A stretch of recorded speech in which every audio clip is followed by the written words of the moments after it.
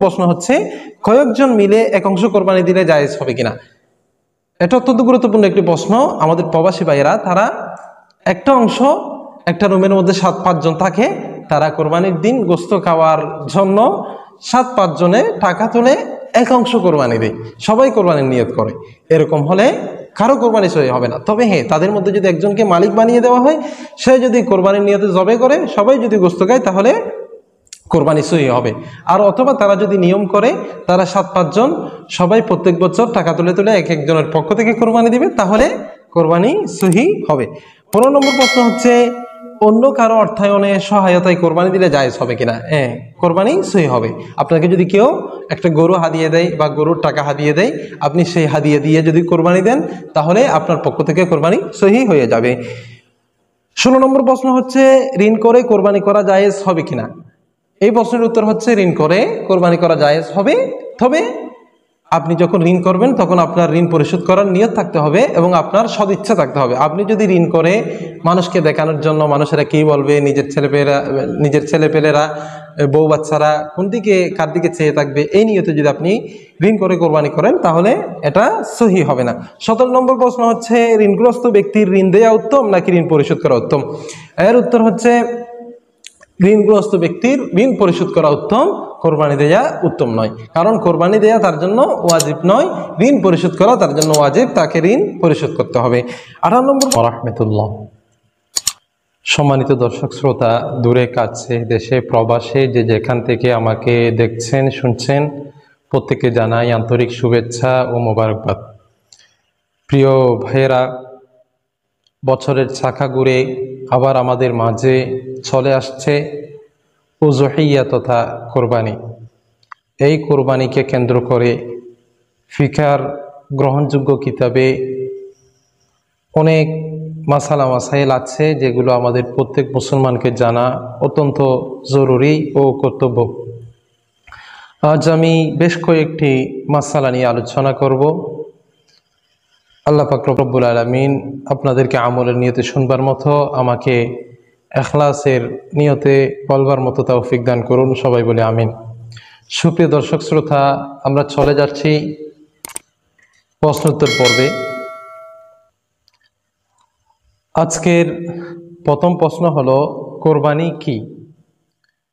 কোরবানি শব্দের অর্থ হচ্ছে ত্যাগ করা, আল্লাহর নৈকট্য অর্জন করার জন্য নিজের প্রিয় বস্তুকে বিসর্জন দেয়া। এই কোরবানি শরীয়তের পরিভাষায় প্রত্যেক নেসাব পরিমাণ মালের অধিকারী ব্যক্তি হযরত ইব্রাহিম আলাইহিস সালামের সেই চির স্মৃতি বিজড়িত কোরবানিকে অনুসরণ করে প্রত্যেক বছর জিলহজ মাসের 10, 11 ও 12তম তারিখ, এই 3 দিনে আল্লাহর সন্তুষ্টি অর্জন করার জন্য নির্ধারিত পশু জবাই করাকে কোরবানি বলা হয়। প্রিয় দর্শক শ্রোতা, 2 নম্বর প্রশ্ন হলো কখন কিভাবে এই কোরবানি শুরু হয়েছে। এই প্রশ্নের উত্তর যদি আমরা বলতে চাই, পৃথিবীর সূচনা লগ্ন থেকে এই কোরবানি চালু হয়ে আসছে। পৃথিবীর প্রথম মানব হযরত আদম আলাইহিস সালাম, তার 2 জন সন্তান ছিল কাবিল এবং হাবিল। তাদের থেকেই এই কোরবানির প্রচলন শুরু হয়েছে। কিভাবে? তৎকালীন যুগে একটা মানুষদের আসার একটা বিধান ছিল। হযরত আদম আলাইহিস সালাম থেকে জোড়া জোড়া 2টা সন্তান জন্মগ্রহণ করত। একটা ছেলে হতো আর একটা মেয়ে হতো। যার সাথে জোড়াই জন্মগ্রহণ করে তাদের সাথে বিবাহ হারাম ছিল। তো কাবিলের সাথে যে মেয়েটা জন্মগ্রহণ করেছিল সে ছিল অত্যন্ত সুন্দর।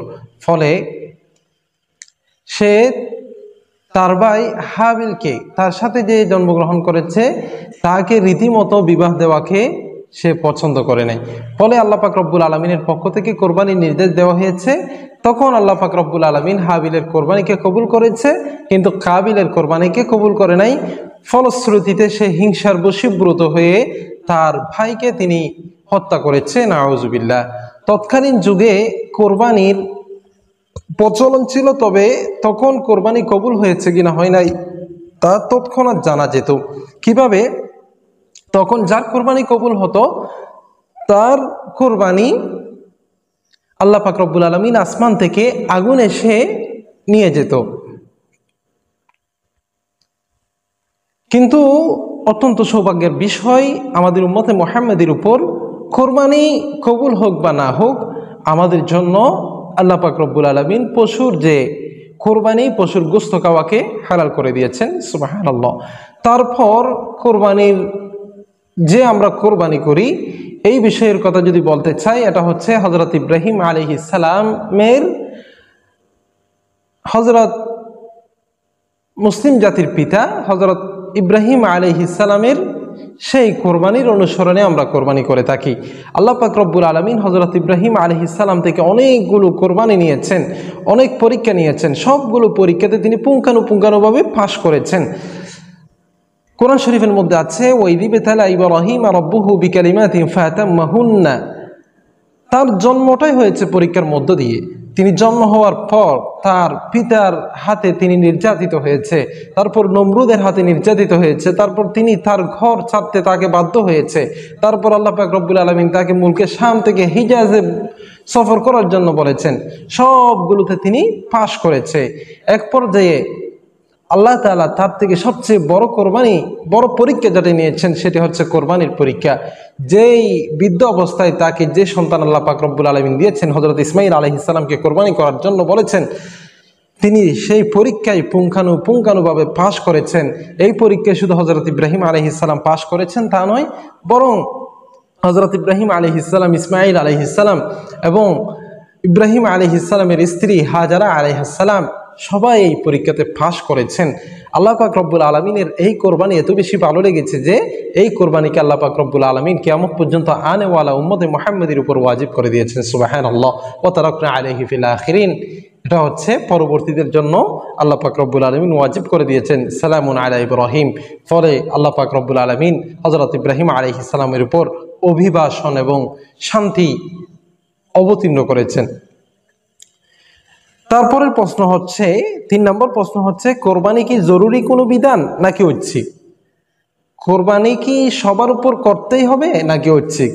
এই প্রশ্নের উত্তরে যদি আমি বলতে চাই তাহলে কোরবানি হচ্ছে ওয়াজিব। আইয়ামুল উযুহিয়া তথা জিলহজ মাসের 3 দিনের ভিতর 10 তারিখ, 11 তারিখ, 12 তারিখ যারা নেসাব পরিমাণ মালের অধিকারী থাকে তাদের উপর কোরবানি করা ওয়াজিব। কারণ হাদিস শরীফের মধ্যে আছে, মান ওয়াজাদা সাআতান আন ইউযাহিয়া ফালাম ইউযাহি ফালা ইয়াকরাবান্না মুসাল্লানা। আল্লাহর হাবিব সাল্লাল্লাহু আলাইহি ওয়াসাল্লাম বলেছেন, যে ব্যক্তি কোরবানি করার সামর্থ্য রেখেছে, যার কোরবানি করার সামর্থ্য আছে, সে তা সত্ত্বেও যদি কোরবানি না দেয়, আল্লাহর হাবিব সাল্লাল্লাহু আলাইহি ওয়াসাল্লাম কঠোর ভাষায় বলেছেন সে যেন আমাদের ঈদগাহের কাছেও না আসে। এরকম কঠোর হুঁশিয়ারি বাক্য ওয়াজিবের ক্ষেত্রেই আল্লাহর হাবিব সাল্লাল্লাহু আলাইহি ওয়াসাল্লাম বর্ণনা করে থাকেন। অতএব বোঝা গেল কোরবানি হচ্ছে ওয়াজিব, ঐচ্ছিক কোনো বিষয় নয়। যাদের নেশাব পরিমাণ মাল আছে তাদেরকে আইয়ামুল উযুহিয়াতে কোরবানি দেয়া ওয়াজিব।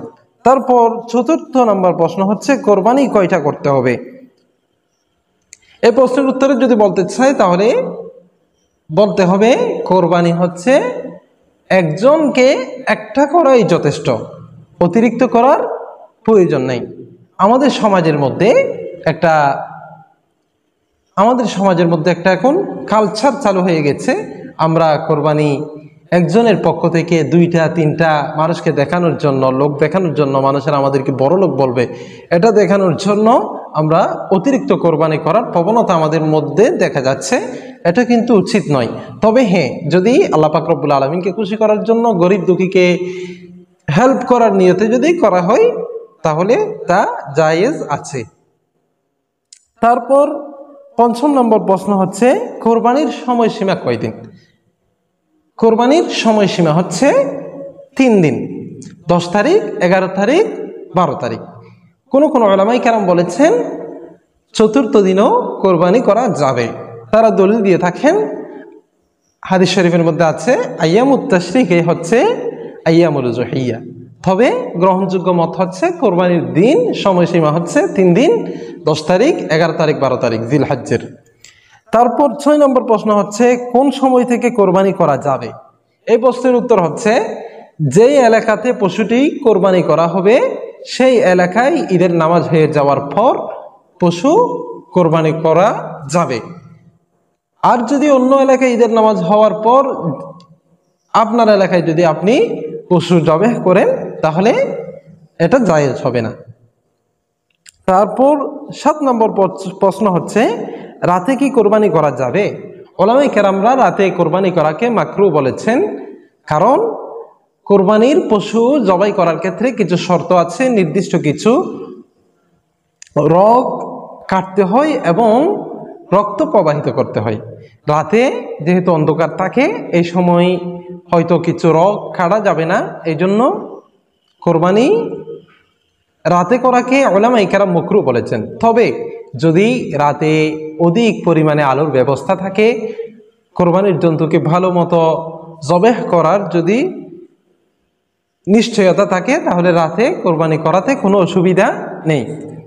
তারপর 8 নম্বর প্রশ্ন হচ্ছে 7 ভাগের নিচে কোরবানি দিলে কোনো সমস্যা আছে কিনা।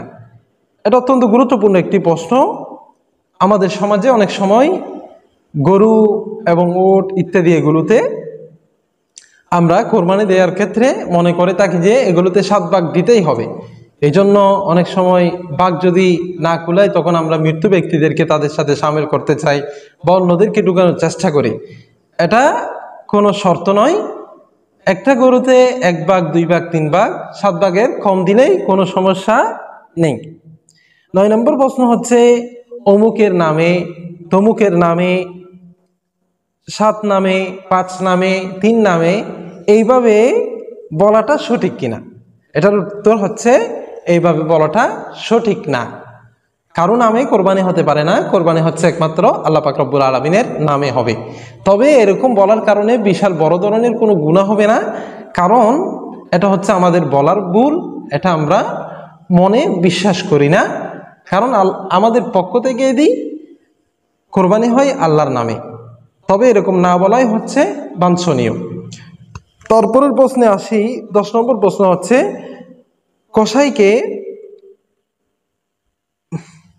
কসাইকে পশু ছিলার বিনিময়ে, বানানোর বিনিময়ে গোস্ত দেয়া যাবে কিনা। এটার উত্তর হচ্ছে কসাইকে পশু জবাই করার বিনিময়ে, ছিলার বিনিময়ে, গোস্ত বানানোর বিনিময়ে তাদেরকে গোস্ত দেয়া এটা জায়েজ হবে না। আল্লাহর হাবিব সাল্লাল্লাহু আলাইহি সাল্লাম নিষেধ করেছেন কোরবানির পশুর গোস্ত কসাইকে না দেওয়ার জন্য। অত্যন্ত আফসোস লাগে আমাদের সমাজে এখন কসাইকে মাংস দেয়া এটা হচ্ছে একটা কালচারে পরিণত হয়ে গিয়েছে। কসাইরাও তারা অন্যান্য সময় যেই দামে গরু ছিলায়, কিন্তু কোরবান আসলে তারা একটু কম দামে ছিলাই ফেলে। কারণ হচ্ছে তাদেরকে পরবর্তীতে একটা বড় অ্যামাউন্টের গোস্ত দেওয়া হয়। এরকম গোস্ত দিলে আপনার কোরবানি সহি হবে না, এজন্য কসাইকে গোস্ত দেওয়া যাবে না। আমাদের সমাজে গরিবদেরকে আধা কেজি গোস্ত দেয়, কিন্তু কসাইকে 5 কেজি দেয়। এটা তো হচ্ছে আপনার কাজের বিনিময় হয়ে গেল, এই কারণে আপনার কোরবানিতে ঘাটতি আসবে। তবে হ্যাঁ, যদি কসাই আপনার আত্মীয় হয়, সে যদি গরিব হয়, তাহলে তাকে অন্যান্য দরিদ্রের মতো তাকেও দেওয়া যাবে। তারপর 11 নম্বর প্রশ্ন হচ্ছে কোরবানির উদ্দেশ্য অসৎ ও হারাম হলে অন্যান্য ভাগিদারদের কোরবানি সহি হবে কিনা। এর উত্তর হচ্ছে যদি কেউ শরিকি কোরবানি করে 3 জন 5 জন 7 জনে মিলে, তাদের মধ্যে একজনের আয় যদি সম্পূর্ণভাবে হারাম হয় এবং তার যদি অসৎ উদ্দেশ্য হয়, মানুষকে দেখানোর নিয়ত থাকে, তার ছেলেপেলেরা কার দিকে তাকাই থাকবে, প্রত্যেক বছর আমি কোরবানি করে থাকি, এই বছর না করলে কি হয়, এরকম নিয়ত যদি তার থাকে তাহলে কোরবানি সহি, কারো কোরবানি সহি হবে না। এই জন্য ভাগী কোরবানি করার ক্ষেত্রে আমাদেরকে অনেক বেশি সতর্কতা অবলম্বন করতে হবে। যাদের হালাল আয় আছে তাদেরকে আমাদেরকে শরীকের মধ্যে রাখতে হবে। তারপর 12 নম্বর প্রশ্ন হচ্ছে রাসূলের পক্ষ থেকে কোরবানি করা জায়েজ আছে কিনা। এর উত্তর হচ্ছে রাসূল করিম সাল্লাল্লাহু আলাইহি সাল্লামের পক্ষ থেকে কোরবানি করা জায়েজ আছে। আল্লাহর হাবিব সাল্লাল্লাহু আলাইহি সাল্লাম জীবদ্দশায় উম্মতের পক্ষ থেকে কোরবানি করেছিল। 13 নম্বর প্রশ্ন হচ্ছে কাউকে খুশি করার জন্য কোরবানি করা জায়েজ আছে কিনা। আমাদের সমাজে একটা প্রবণতা আছে, অনেক সময় আমরা নিজের মা বাবাকে খুশি করার জন্য যদি মার নামে কোরবানি না দিই, বাপের নামে কোরবানি না দিই, ভাইয়ের নামে কোরবানি না দিই, তাহলে তারা অসন্তুষ্ট হয়ে যাবেন। এই নিয়তে যদি আমরা কোরবানি দিই তাহলে আমাদের কোরবানি সহি হবে না। তবে হ্যাঁ, আপনি যদি আপনার মাকে একটা ভালো কাজের সহায়তা করতে চান, আমার আম্মুও সওয়াব পাক কোরবানি করে, তাহলে এই নিয়তে করলে কোরবানি সহি হবে। 14 নম্বর প্রশ্ন হচ্ছে কয়েকজন মিলে এক অংশ কোরবানি দিলে জায়েজ হবে কিনা। এটা অত্যন্ত গুরুত্বপূর্ণ একটি প্রশ্ন। আমাদের প্রবাসী ভাইয়েরা তারা একটা অংশ একটা রুমের মধ্যে 7-5 জন থাকে, তারা কোরবানির দিন গোস্ত খাওয়ার জন্য 7-5 জনে টাকা তুলে এক অংশ কোরবানি দেয়, সবাই কোরবানির নিয়ত করে। এরকম হলে কারো কোরবানি সহি হবে না। তবে হ্যাঁ, তাদের মধ্যে যদি একজনকে মালিক বানিয়ে দেওয়া হয়, সে যদি কোরবানির নিয়তে জবে করে, সবাই যদি গোস্ত খায়, তাহলে কোরবানি সহি হবে। আর অথবা তারা যদি নিয়ম করে তারা 7-5 জন সবাই প্রত্যেক বছর টাকা তুলে তুলে এক একজনের পক্ষ থেকে কোরবানি দিবে, তাহলে কোরবানি সহি হবে। 15 নম্বর প্রশ্ন হচ্ছে অন্য কারো অর্থায়নে সহায়তায় কোরবানি দিলে জায়েজ হবে কিনা। হ্যাঁ, কোরবানি সহি হবে। আপনাকে যদি কেউ একটা গরু হাদিয়ে দেয় বা গরুর টাকা হাদিয়ে দেয়, আপনি সেই হাদিয়ে দিয়ে যদি কোরবানি দেন, তাহলে আপনার পক্ষ থেকে কোরবানি সহি হয়ে যাবে। 16 নম্বর প্রশ্ন হচ্ছে ঋণ করে কোরবানি করা জায়েজ হবে কিনা। এই প্রশ্নের উত্তর হচ্ছে ঋণ করে কোরবানি করা জায়েজ হবে। তবে আপনি যখন ঋণ করবেন তখন আপনার ঋণ পরিশোধ করার নিয়ত থাকতে হবে এবং আপনার সদিচ্ছা থাকতে হবে। আপনি যদি ঋণ করে মানুষকে দেখানোর জন্য, মানুষেরা কি বলবে, নিজের ছেলেপেলেরা বউ বাচ্চারা কোন দিকে কার দিকে চেয়ে থাকবে, এই নিয়তে যদি আপনি ঋণ করে কোরবানি করেন, তাহলে এটা সহি হবে না। 17 নম্বর প্রশ্ন হচ্ছে ঋণগ্রস্ত ব্যক্তির ঋণ দেওয়া উত্তম নাকি ঋণ পরিশোধ করা উত্তম। এর উত্তর হচ্ছে ঋণগ্রস্ত ব্যক্তির ঋণ পরিশোধ করা উত্তম, কোরবানি দেয়া উত্তম নয়। কারণ কোরবানি দেয়া তার জন্য ওয়াজিব নয়, ঋণ পরিশোধ করা তার জন্য ওয়াজিব, তাকে ঋণ পরিশোধ করতে হবে। 18 নম্বর প্রশ্ন হচ্ছে কোরবানির সুন্নাহ পদ্ধতি কি, অর্থাৎ কোন দিকে জন্তুকে ফিরিয়ে জবেহ করবে। এর উত্তর হচ্ছে কোরবানির সুন্নাহ পদ্ধতি হচ্ছে জন্তুকে দক্ষিণ দিকে মাথা দিয়ে পাগুলো পশ্চিম দিকে ফিরিয়ে দিয়ে যিনি জবে করবেন সে পশ্চিম দিকে হয়ে জন্তুকে তার গলার মধ্যে ছুরি চালিয়ে জবে করা, এটা হচ্ছে সুন্নাহ। ছুরি চালানোর সময় তাকে বিসমিল্লাহি আল্লাহু আকবার অবশ্যই বলতে হবে। এটা হচ্ছে কোরবানির সুন্নাহ পদ্ধতি। তবে কেউ যদি ভুলে অন্য কোনো দিকে যদি জবে করে ফেলে, উত্তর দিকে বা দক্ষিণ দিকে, অন্য পদ্ধতিতে যদি কেউ ভুলে জবে করে ফেলে, তাহলে তার কোরবানিও সহি হয়ে যাবে। 19 নম্বর প্রশ্ন হচ্ছে যাদের পক্ষ থেকে কোরবানি করা হয় তাদের নাম নেওয়া জরুরি কিনা। এর উত্তর হচ্ছে তাদের নাম নেওয়া জরুরি নয়, তবে যদি কেউ নিতে চায় তাহলে তাকে নিষেধ করা যাবে না, নেওয়াও যাবে। 20 নম্বর প্রশ্ন হচ্ছে শ্বশুর বাড়ি থেকে কোরবানির পশু দেয়া জায়েজ আছে কিনা। এই প্রশ্নের উত্তর হচ্ছে শ্বশুর বাড়ি থেকে কোরবানির পশু দিয়ে কোরবানি করা, এটা যেহেতু আমাদের সমাজে কুসংস্কারে পরিণত হয়েছে, জায়েজ হবে না। তবে যদি আপনার শ্বশুর বাড়ির লোকজন যদি ধনী হয়ে থাকে, তারা যদি লোকচক্ষুর দিকে না তাকিয়ে আপনার ছেলের মা এবং বাবারা, আত্মীয় স্বজনরা কি বলবে এদিকে না তাকিয়ে যদি খালেস নিয়তে যদি দান করে হাদিয়া দেয়, তাহলে সেটা দিয়ে কোরবানি করা জায়েজ হবে। আমাদের সমাজে এই কুসংস্কারগুলো আমাদেরকে বন্ধ করার জন্য উদ্গ্রীব হতে হবে। তারপর 21 নম্বর প্রশ্ন হচ্ছে বৈদ্যুতিক মেশিনে জবাই করা জায়েজ আছে কিনা। যেমন উন্নত রাষ্ট্রসমূহে বৈদ্যুতিক মেশিন দিয়ে জবাই করা হয়। এর উত্তর হচ্ছে যদি বৈদ্যুতিক মেশিন দিয়ে জবাই করার কারণে পশু যদি জবাই করার আগেই মারা যায়, কারেন্টের শক দিয়ে যদি তারা মারা যায়, তাহলে এইভাবে কোরবানি করলে পশু হালাল হবে না, জায়েজ হবে না। আর হ্যাঁ, যদি কোরবানি বৈদ্যুতিক মেশিনের মাধ্যমে যদি কোরবানির ধারালো অস্ত্র দিয়ে জবাই করা হয় এবং সুইচ যদি কোনো মুসলমান ব্যক্তি বিসমিল্লাহ বলে দেয়, তাহলে সেই কোরবানির জায়েজ হবে, সেই পশুর গোশত খাওয়া হালাল হবে। 22 নম্বর প্রশ্ন হচ্ছে জবাইয়ের সময় বিসমিল্লাহ ভুলে গেলে কোরবানি হবে কিনা। জবাইয়ের সময় বিসমিল্লাহ যদি ভুলে যায়, তবে ভুলে যাওয়ার তো কথা নয়, কেউ যদি হঠাৎ কোরবানি দেওয়ার কারণে বিসমিল্লাহ ভুলে যায়, তাহলে মুসলমান হলে তাহলে কোরবানি সহি হয়ে যাবে। কারণ মুসলমানরা ভুলে বিসমিল্লাহ না বললেও তার অন্তরের মধ্যে বিসমিল্লাহ নিহিত থাকে। 23 নম্বর প্রশ্ন হচ্ছে ঈদের দিন কোরবানির গোশত দিয়ে প্রথম আহার করা, এটা কতটুকু সঠিক। এটা হচ্ছে সম্পূর্ণ সঠিক। আল্লাহর হাবিব সাল্লাল্লাহু আলাইহি ওয়াসাল্লাম ঈদুল আজহার দিন নিজের মাংসের গোস্ত দিয়ে প্রথম আহার করাকে সুন্নাহ বলেছেন। এটা আল্লাহর হাবিব সাল্লাল্লাহু আলাইহি ওয়াসাল্লাম পালন করতেন।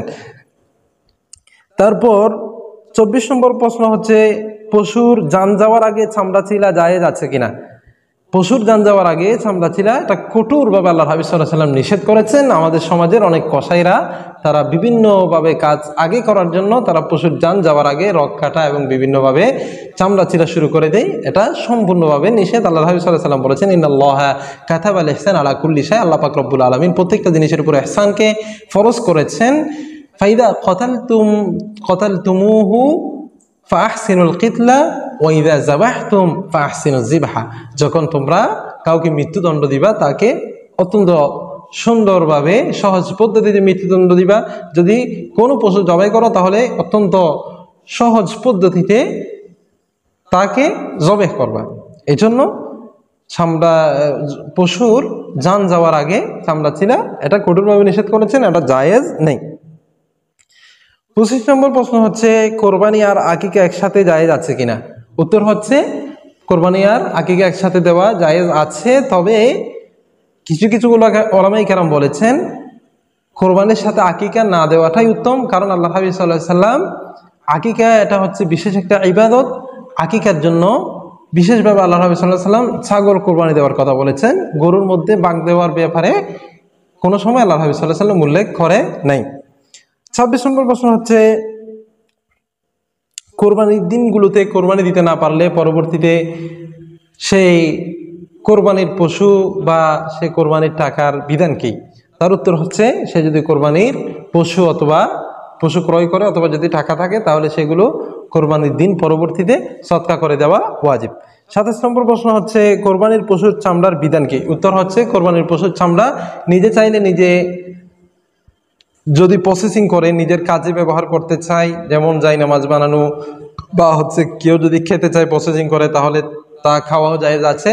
কিন্তু যদি কোরবানির জন্তু চামড়া যদি বিক্রি করতে হয় তাহলে তাকে কোরবানির চামড়া এমনি দিয়ে দেওয়াই উত্তম। আর যদি বিক্রি করে তাহলে বিক্রির যে টাকা সবগুলো টাকা গরিব দুঃখীকে সদকা করে দেয়া ওয়াজিব। 28 নম্বর প্রশ্ন হচ্ছে, কোরবানির গোশত কিভাবে বন্টন করবে। উত্তর হচ্ছে, ফাকুলু মিনহা ওয়া আতইমুল খানিআ ওয়াল মু'তার ওয়া আতইমুল বাইসাল ফাকির। কোরবানির গোশত 3 ভাগে ভাগ করে বন্টন করা উত্তম। 1 ভাগ নিজের জন্য, আরেক ভাগ আত্মীয় স্বজনের জন্য, আরেক ভাগ ফকির গোরাবা মিসকিনদের জন্য। 29 নম্বর প্রশ্ন হচ্ছে, কোরবানির গোশত সমাজের ভাগ হিসেবে রেখে দেওয়া জায়েজ আছে কিনা। আমাদের অনেকগুলো সমাজের মধ্যে কোরবানির গোশত সমাজের জন্য গরিব দুঃখীকে দেওয়ার জন্য ভাগ হিসেবে রেখে দেয়, এটা জায়েজ আছে, তবে উচিত না। কারণ অনেক সময় যিনি কোরবানি দিচ্ছেন তার অনেক নিকট আত্মীয় থাকে, তাদেরকে দেওয়ার তার মন মানসিকতা থেকে থাকে, কিন্তু তার থেকে সমাজের মধ্যে রেখে দেওয়ার কারণে তার কষ্ট হয়, এটা শরীয়ত অনুমোদন দেয় না। 30 নম্বর প্রশ্ন হচ্ছে, কোরবানির গোশত মুসলিমদেরকে খাওয়ানো জায়েজ আছে কিনা। উত্তর হচ্ছে, কোরবানির গোশত মুসলিমদেরকেও খাওয়ানো জায়েজ আছে। 31 নম্বর প্রশ্ন হচ্ছে, 3 দিনের অধিক কোরবানির গোশত জমা করে রাখা জায়েজ আছে কিনা। তার উত্তর হচ্ছে, 3 দিনের অধিক কোরবানির গোশত জমা করে রাখা জায়েজ আছে।